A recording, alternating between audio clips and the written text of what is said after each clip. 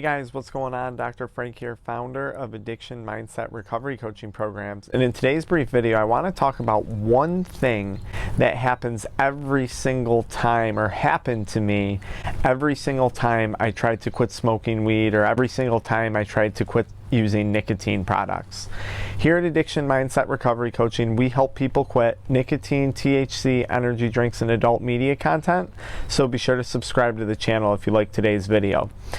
No matter what, when you try and quit smoking weed, the first day, the second day, and the third day, it's always going to seem like something is going wrong. So here's day one of you quitting smoking weed. You wake up late for work, your car breaks down on the way to work, your dog gets sick, you get into an argument with your boyfriend or your girlfriend, you fail a test, you get a piece of really bad news. No matter what, this always seems to happen to people the first day they decide to quit smoking, or the first day they decide to quit any sort of addiction. It doesn't make any sense, but what your brain does is it starts to make a big deal of things that would be happening to you anyways. So what happens? You wake up and you're off to a bad start on your day, some event happens, and now all of a sudden that addictive voice in your brain makes a justification for you to use that substance again. Oh my God, you're so stressed, today's just not your day, go home, have a smoke. Oh my God, you're so stressed, today's not your day, go buy another vape. Whatever the addiction may be, this is guaranteed to happen in the first few days of quitting, and it's nothing more than your addicted brain making a bigger deal out of something that should be nothing. Now here's the reality of that situation. Things are always going to happen to you. You're going to have days where you're happy, you're going to have days where you're sad, and then you're going to have days where you're neutral. Smoking weed doesn't make a difference on any of those days. I want you to think about it. You've probably smoked to celebrate, and you've probably smoked to cope. You've probably smoked when you're depressed, and you've probably smoked when you're happy. You've probably smoked when you've just been emotionless, just not knowing how to feel. The reality is those circumstances should not have an impact on why you use, except you've trained your brain into using weed or smoking weed every time you're stressed. You've trained your brain to crave weed every time you're excited, or alcohol or nicotine or whatever the substance is. You get my point. So we have to untrain your brain to expect a drug every time you have an emotion.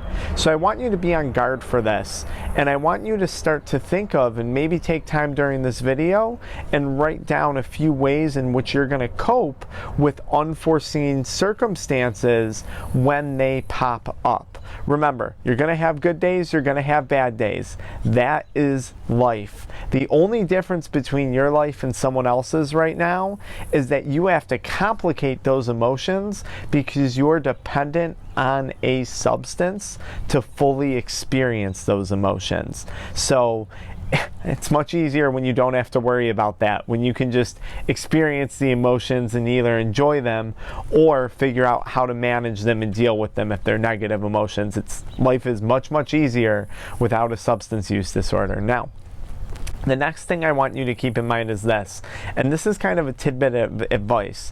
When that bad day happens and when you're getting frustrated, and I'm taking this, I put his information right here. His name is Connor, Clean and Serene is his tagline on social media.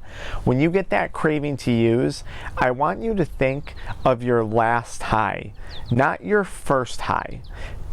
Let me say that again. Think of your last high, not that first time you got high. So many people, when we're quitting smoking weed, we're holding on to that first high, that time when we were having fun and it was maybe an enjoyable experience. Same thing with alcohol, perhaps even the same thing with nicotine. I want you to consider the last time you were high. Chances are it wasn't a fun experience. If you're watching this video, chances are it wasn't a good time. So when you go and tell yourself, oh, I'm going to use this to relieve stress, remind yourself, that's just adding to the stress, because now you're further complicating your brain, because here you are wanting to quit, but here you are using the substance again. That's adding a significant amount of stress to your life.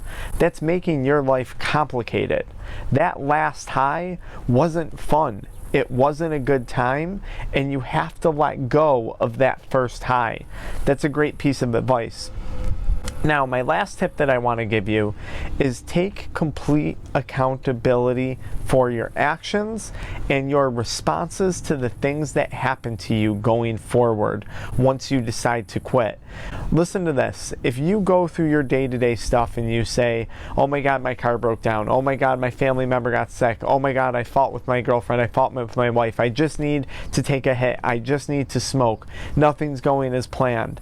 Nothing will ever go as planned if you continue with that attitude, and if you continue with the idea that somehow weed or whatever the substance is solving that problem.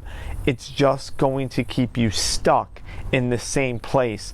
It's like hitting the gas on a car while holding the brake at the same time until eventually you fry the motor. That's essentially what you're doing in those circumstances when you're not taking control. Life is much happier and much more uplifting when you can look at a situation and you can say, okay, I might not be able to control this situation, but I can control my response to this situation. And I don't have to go get high. I don't have to go smoke. But I do have to, what? What do you have to do to solve this situation? What do you have to do next? How do you have to cope? What's a better way of going about it? Life is much more exciting and much happier when you view it as you controlling things versus as things constantly controlling you. That's one of the biggest freedoms that we get when we break an addiction to a substance. We reclaim control of our finances, control of our relationships, but I think bigger picture, control of our emotions and our reactions to various different types of situations.